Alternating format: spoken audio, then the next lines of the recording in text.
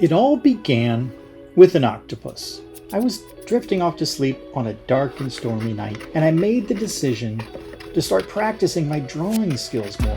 I wasn't doing enough drawing in my day-to-day work, and I wanted to do more. And as lightning danced around the room, a vision of an octopus swam into my imagination. The octopus, of course, this would be a great subject for me to practice drawing curves and lines, motion, attitude. But more important than the plan to draw the creature was the spark of an idea that the art would somehow stand itself up. Illustration, form, and function combining into a tangle of papercraft tentacles. If I had come up with any other drawing subject, I might not have had the idea to make my artwork vertical.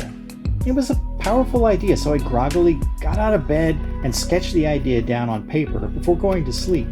And I recommend that all of you do this when ideas enter your head. You think, this is going to be the best idea in the world. I'll remember it tomorrow. But you won't. The next morning, I looked at my sketch, and even in its crude form, I could feel the magic within it. It's like the octopus wanted to come to life all on his own in three-dimensional form. So I had to do it. I had to create it. So I set to work, sketching, testing, building, rebuilding, until the papercraft octopus was born. So in the years that followed, many amazing opportunities revolving around this unique papercraft structure that I've invented bubbled to the surface. My work was being downloaded from the internet by people all over the globe. I started teaching art classes at a local art studio. I started doing freelance work for companies like Google, Amazon, Lucasfilm, Namco Bandai, Marvel.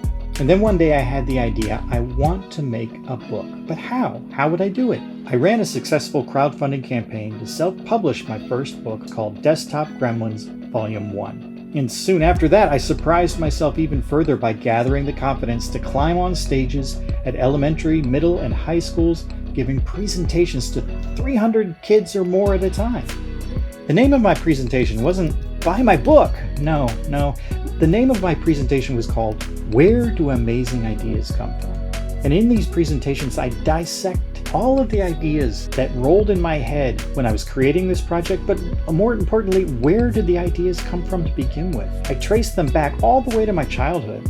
I hope to inspire all of the young eyes that were watching me present to pay attention to those little nagging things that enter their imaginations and make them think, this is cool, this is neat. What could I do with this?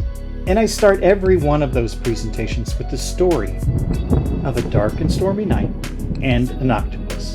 And to this day, that crude late-night sketch of the octopus sits close by me in my studio, a constant reminder to never give up on my dreams.